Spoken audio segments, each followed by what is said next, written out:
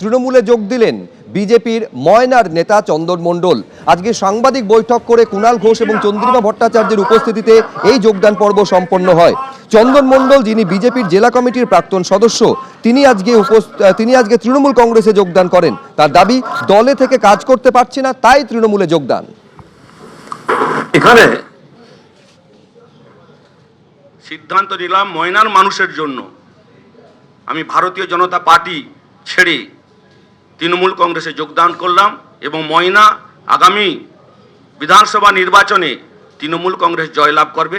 আমার নামে কুৎসা রটনা করলেও কোনো মানুষ বিশ্বাস করবে না, কারণ আমি প্রশাসনিক ক্ষমতায় আজ পর্যন্ত কোনোদিন বিলং করিনি।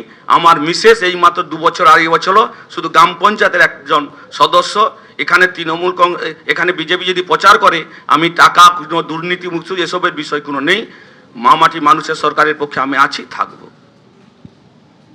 আর তার এই যোগদান নিয়ে শুরু হয়ে গেছে রাজনৈতিক চাপানুতর। তৃণমূলের তরফে কি বলা হচ্ছে এবং পাল্টা বিজেপির তরফে যে ময়নার তিনি বিজেপি নেতা, সেই ময়নার বিধায়ক অশোক দিন্দা, তিনিই বা কি বলছেন, পরপর দেখুন।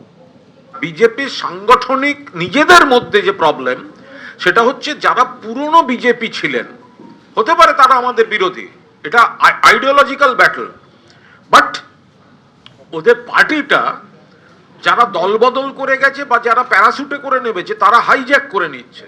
ফলে যারা পুরনো দিনের বিজেপি তারা সেখানে সাফোকেটেড ফিল করছেন।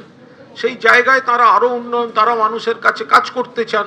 সেখানে তারা বিচার করে দেখেছেন যে একটা সেকুলার, ডেমোক্রেটিক, প্রোগ্রেসিভ ফোর্স হচ্ছে Trinamool Congress under the leadership of Mamata Banerjee and Abhishek Banerjee. তো তারা সেই জন্যই মানুষের কাজ করবেন বলে তৃণমূলের প্ল্যাটফর্মে আসছে। তো ও যাওয়াতে আমার কি হয়ে গেল, আরো 5000 ভোট বেড়ে গেল। ও বিজেপিতে থেকে সবসময় ক্ষতিই করেছে। 2024 সালে এমপি অভিজিৎ গঙ্গোপাধ্যায়কে ভরা সভাতে বলেছিল হারাবো, 2 লক্ষ ভোটে হারাবো হারাবো হারাবো করে। ও বিজেপির সাথে কখনোই ছিল না। ও সমস্ত সভা, সমস্ত উঠা বসা সব টিএমসি নেতাদের সাথেই করতো লাস্ট 3-4 বছর ধরে। তো এখানে ওর চলে যাওয়াতে ময়না বিজেপির কোনো ক্ষতি হবে না, এইটুকু গ্যারান্টি দিয়ে বলছি। টিএমসির খুবই দুর্দশা বলা যেতে পারে যে তমলুক থেকে যে কোনো একটা ব্যাংক পেলেও টিএমসি ভবনে এসে তারা জয়েন করাবে, কারণ কেউ নেই।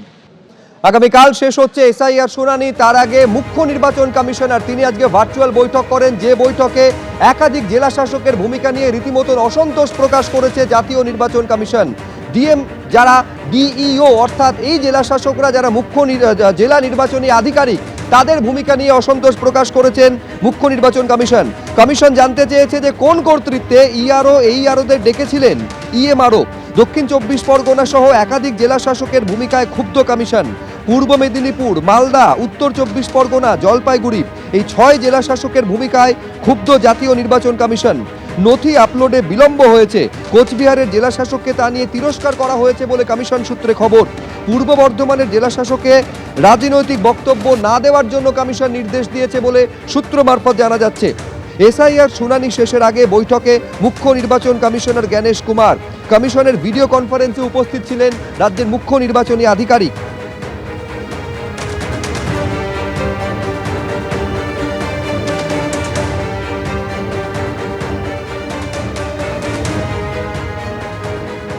আর এরই মধ্যে রাজ্যের মুখ্য সচিব নন্দিনী চক্রবর্তীকে দিল্লিতে তলব করেছে জাতীয় নির্বাচন কমিশন। দুপুর 3টে নাগাদ তাকে হাজির হতে বলা হয়েছে। ঘড়ির কাঁটায় এখন 4টে পেরিয়ে গিয়েছে, অর্থাৎ নির্ধারিত সময়ের পর আরও 1 ঘন্টা পেরিয়ে গিয়েছে। আমি এই মুহূর্তের আপডেটটা জানবো সরাসরি। রুমা পাল আমাদের প্রতিনিধি রয়েছেন। রুমা, কি খবর রয়েছে? দেখো, জানিয়ে রাখি যে নির্বাচন কমিশন থেকে এখনো পর্যন্ত এই সংক্রান্ত কোনো কিছু জানানো হয়নি। অন্যদিকে এটাও ঠিক যে আজকে সকালবেলা মুখ্য সচিব তিনি দিল্লিতে গেছেন। 3টে নির্ধারিত সময় ছিল 3টে। আর কেন তাকে ডাকা হয়েছে সেই বিষয়ে আরো একবার বলে রাখি যে যেহেতু নির্বাচন কমিশনের তরফ থেকে একাধিক নির্দেশ আসছিল, কিন্তু রাজ্যের তরফ থেকে দেখা যাচ্ছিল সেটা কিন্তু মানা হচ্ছিল না বা অমান্য করা হচ্ছিল। যেমন প্রথম দিকেই জানিয়ে রাখি যে দুজন ইআরও এবং দুজন এইআরওর ক্ষেত্রে তাদের এফআইআর এর ক্ষেত্রে কিন্তু বারবার নির্বাচন কমিশন থেকে বলা হচ্ছিল, কিন্তু রাজ্যের তরফ থেকে এফআইআর এর বিষয়টা কিন্তু কোনোভাবেই কর্ণপাত করা হয়নি বা করা হয়নি।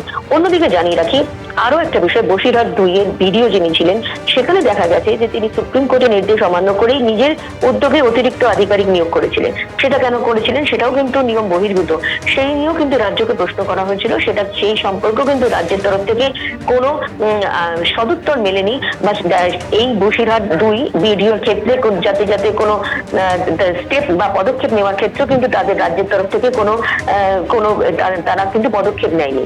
অন্যদিকে আরো গুরুতর অভিযোগ ছিল যে 3 জন ইলেকটোরাল রোল অবজারভার তাদেরকে বদলি করা হয়েছিল এবং নির্বাচন কমিশন চেয়েছিলেন, স্পষ্টভাবে নির্দেশ ছিল যে এরা যেহেতু রোল অবজারভার কাজ করছেন তাদের বদলি যাতে না করা হয়।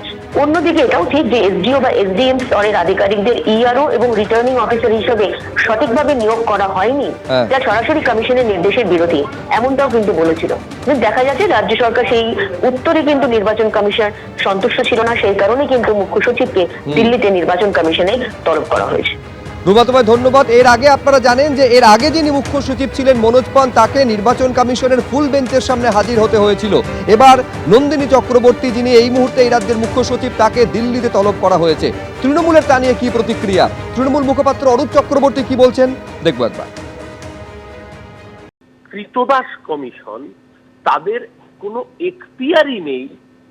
যারা বলছেন নির্বাচনী বিধি লঙ্ঘন করা, তারা এইটুকুও জানেন না যে নির্বাচনী বিধি একমাত্র প্রযোজ্য হয় মডেল কোড অফ কন্ডাক্ট চালু হওয়ার পরে।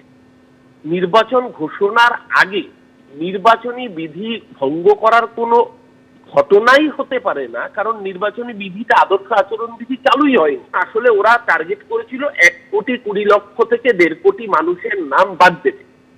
গায়ের জোরে বাদ দিতে গিয়ে যখন মুখ্যমন্ত্রী নিজে সুপ্রিম কোর্টে শুনানিতে অংশগ্রহণ করেছেন, ওই লজিক্যাল ডিসক্রিপেন্সির অসভ্যতাটা এক্সপোজ হয়ে গেছে। সুপ্রিম কোর্টের ধ্যাতানি খেয়ে মাইক্রো অবজারভারদের হাত গুটিয়ে সুসুর করে পালাতে হচ্ছে বাংলা থেকে। তখন এই ভোট চুরি করতে না পারার গায়ের ঝাল মেটানোর জন্য এই ধরনের অসভ্য বর্বর অর্ডার আবারও প্রমাণ করলো যে নির্বাচন কমিশন আসলে বিজেপির কৃতদাস কমিশন ছাড়া আর কিছুই নয়। মুখ্য সচিব নন্দিনী চক্রবর্তীকে দিল্লিতে তলব করা হয়েছে। জাতীয় নির্বাচন কমিশনের একাধিক নির্দেশ রাজ্য অমান্য করেছে বলে অভিযোগ সামনে রয়েছে। এছাড়াও নির্বাচনী আধিকারিক যারা এসআইআর এর কাজের সঙ্গে যুক্ত, তাদের ভূমিকা নিয়েও কমিশনের একগুচ্ছ প্রশ্ন রয়েছে। এই আবহে নন্দিনী চক্রবর্তীকে দিল্লিতে তলব, বিরোধীরা কি বলছেন তা নিয়ে দেখুন। পশ্চিমবঙ্গের এক শ্রেণীর আইএএস এবং আইপিএস অফিসারদের তাদের বারংবার কেন্দ্রীয় সরকারি নির্দেশিকা অমান্য করা অথবা নির্বাচন কমিশনের নির্দেশিকা অমান্য করা, এটা অভ্যেসে পরিণত হয়েছে।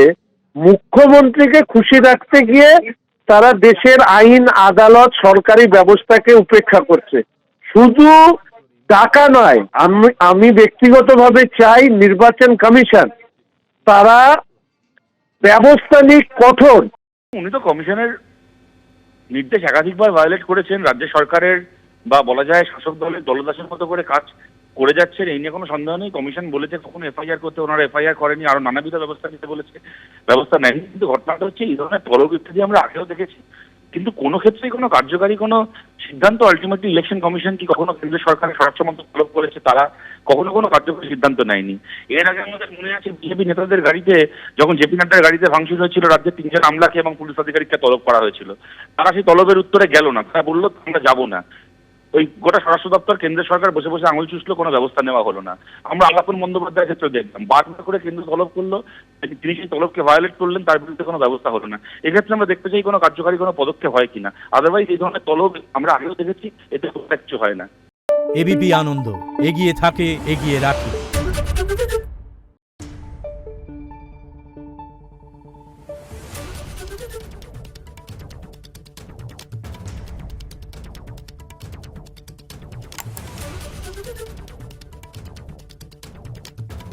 Thank you.